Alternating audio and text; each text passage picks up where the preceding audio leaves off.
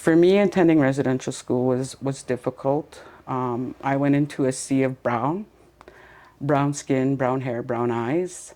When I was young, I was fair, light-haired with green eyes, and I didn't blend, and neither did my older brother. He faced more abuse than I did because he was older, but it was hard being different from everybody else. And I remember praying, please God, let me be brown, give me brown eyes, you know. The older I get, the darker I get, and the darker my hair gets. So I'm getting my wish in the end. um, the residential school that I attended started off as government, and in that time it switched to band owned. We started seeing more chiefs. And I remember at that time, our chief from James Smith came in and talked to us. And it was like, whoa. Not really much changed. They were still allowed to hit us. I ran away once when I was 7 with my cousins. And we had a strap in our dorm. It was a long plastic piece. It was baseboard. And she would heat it in a pot to soften it, and then that's what we'd get strapped with. I got spanked that day. I learned that I did not want to piss off my supervisor, and I learned not to run away. But it was a damned if you do, damned if you don't situation. If I didn't go, my cousins were going to beat me up, and if I stayed, they'd beat me up, and if I went, I'd be in trouble from the school. So it didn't do well for me that day. I grew up with 24 girls. We were vulnerable. I did not see any of, I'd see my brothers once in a while when we were in residential school because 4 of them were, the 3 of them were there. So I knew where my brothers were, but I knew I couldn't talk to them.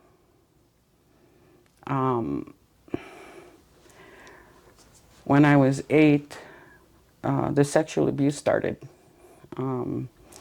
Unknown to the powers that be, my supervisor was married to a pedophile, and he had access to 24 vulnerable little girls that he groomed and sexualized, and he abused us from 1975 to 1983.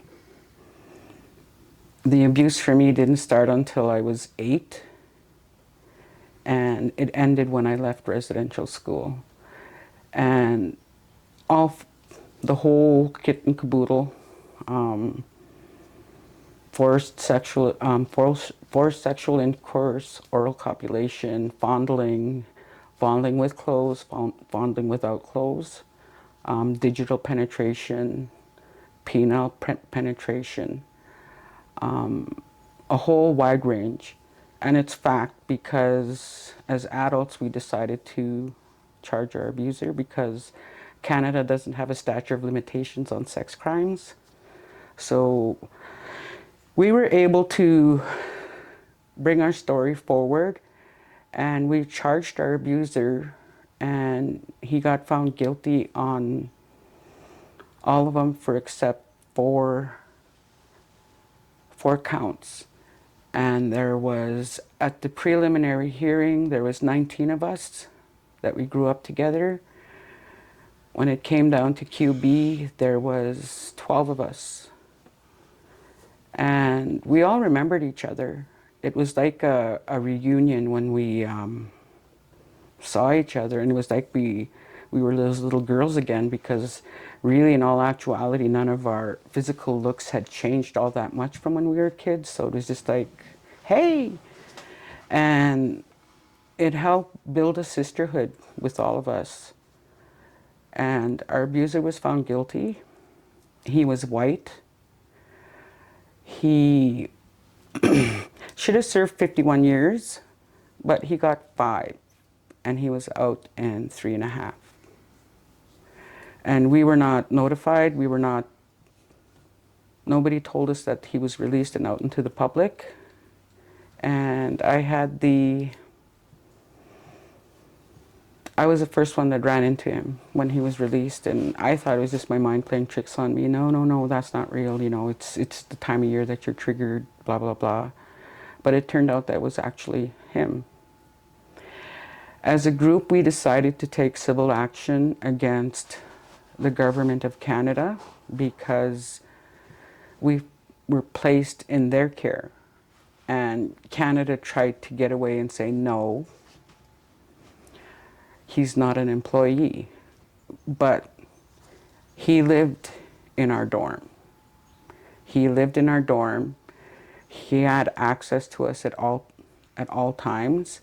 He used the guise of going to check the fire escape doors, and he'd walk down the hallway and he randomly picked who his victim was going to be that night.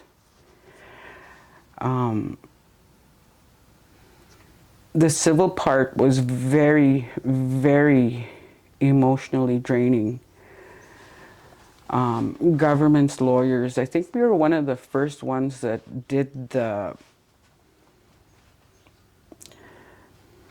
that had to go through testifying, exams of discovery. And when we did it as a group, Canada could ask us questions. Canada could make really poor remarks to us, and we could answer.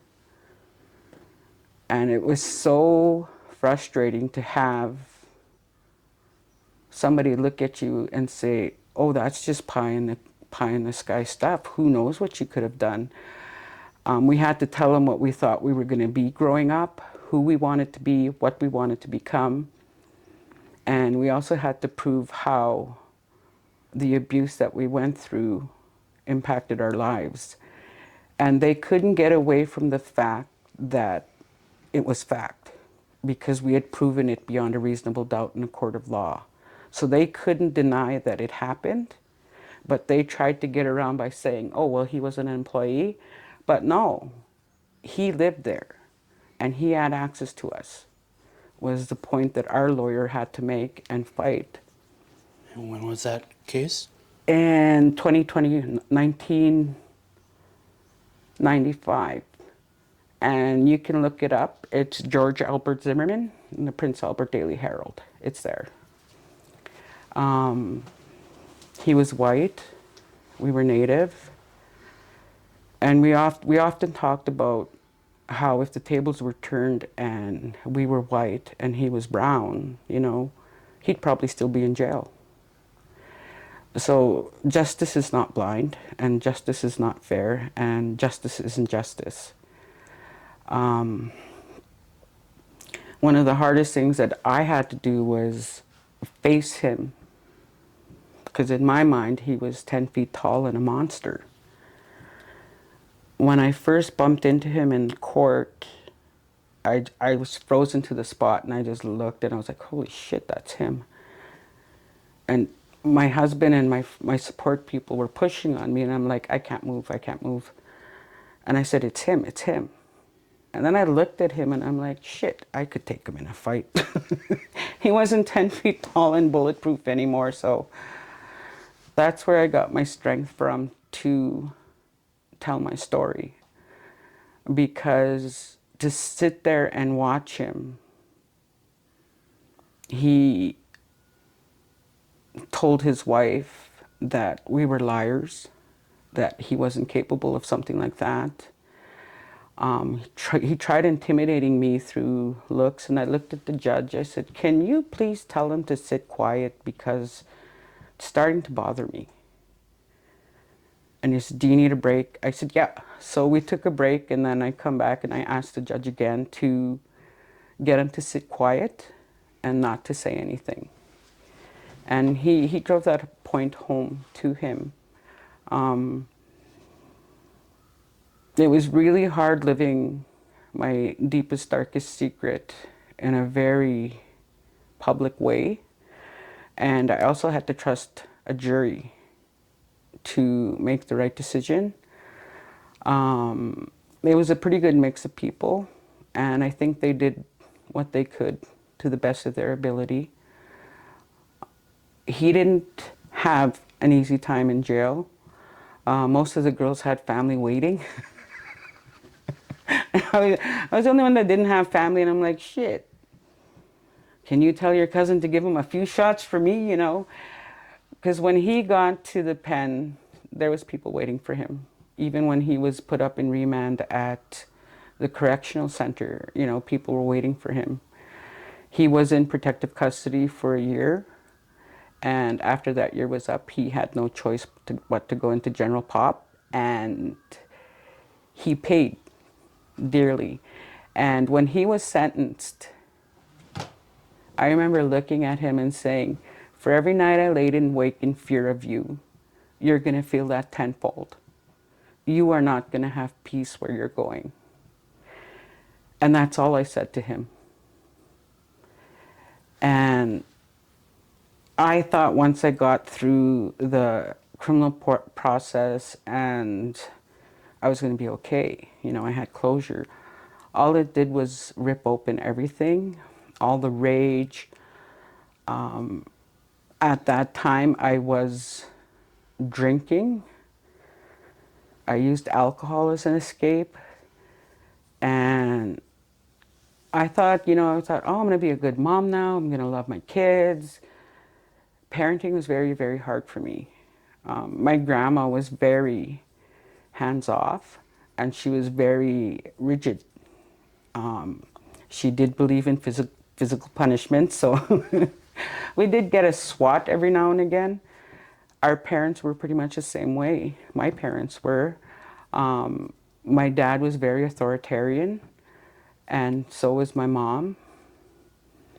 We were faced with, we didn't get hugs. We didn't get told I love you. My parents were both alcoholics. It was how they coped with the pain that they went through and that they didn't talk about. And I can look back now after listening to their stories and all the healing that I've done on myself, I can say that my parents did the best they could with what they had, which wasn't a lot. And I, in turn, carried that on with my children. I didn't know how to parent my kids. I didn't know how. I knew I loved them, but I didn't know how to love them. I didn't know how to hug them. I didn't know how to play with them. All I knew was don't touch, don't talk, and don't cry for